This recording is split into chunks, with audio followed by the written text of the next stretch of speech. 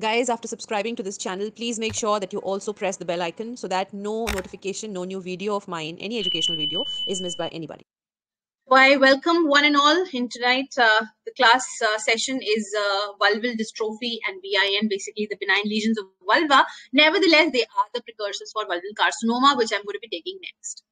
Why have I decided taking up the vulval carcinoma and these benign lesions of the vulva before?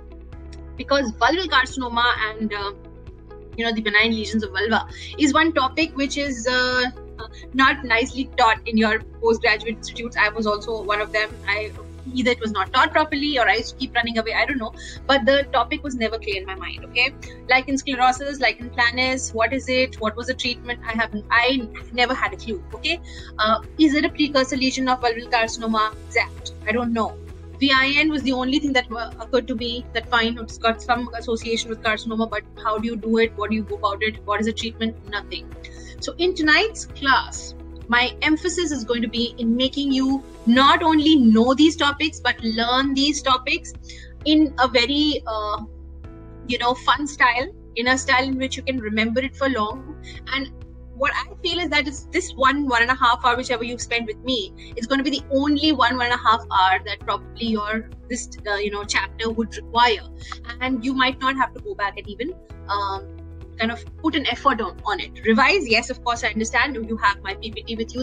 All those students who've taken my updated theory course, they know that this folder, live class recording folder, that means all the classes that I've taken up till now on Telegram, along with the PPT, they get free of cost. Only those students who've taken my updated theory course. And for all those students who've not taken it, do not worry. It's still available as a separate package on my app. You can go ahead and purchase it, and you can see all the classes that I've taken up till now. My classes, my live recording is there, and my PPTs are also available. And like I just said, the other classes I'm going to take, in future, they will also be uploaded, and you will be able to access them as well.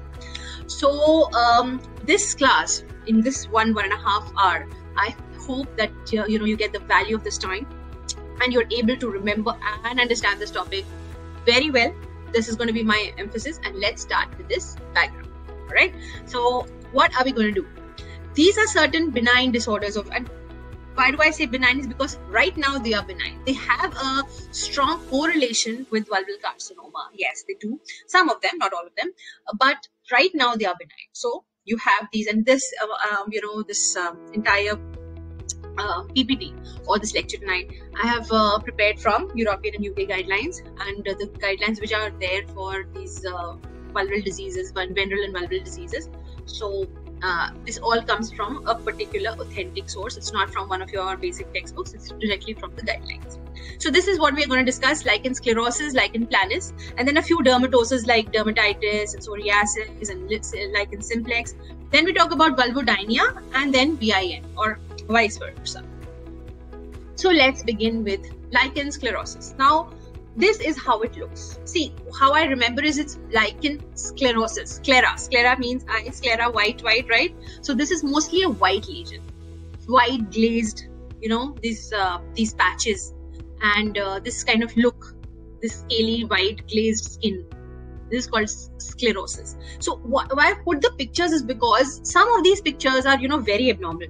They arouse suspicion, but some of the pictures are very, very normal. I'm sure you might have seen those kind of vulval lesions in your life, and you would have thought that it's normal for age. This old lady, she's having this complaint. Okay, fine, looks like, this is a erosion or an excoriation, but you don't feel that it's lichen planus or lichen sclerosis. So I'm putting these pictures because most of them will arouse suspicion in your mind the next time you see it. And lichen sclerosis and lichen planus I'm putting up first is because these are the two lesions which have an association with vulval carcinoma, and I'm going to take up vulval carcinoma in my next class. So be very, very sure of taking this class very seriously, because there'll be obviously association in the next class as well. I'm going to carry forward these points in the next class as well, and obviously I'll be asking you these couple of points from here. So sclera, like I said, the eye sclera, white. So this also has got a whitish look. Why am I saying that? Is because there are many terms which are going to come now. Lichen sclerosis, lichen planus, lichen simplex. What and how do you remember? So remember that lichen sclerosis is white. Okay. It's not a hard and fast rule though, but yes, mostly the lesions, they look like this. Now, this is an inflammatory dermatosis. That also is, when you talk about lichen planus, that is also an inflammatory dermatosis. So this is also associated with autoimmune factor.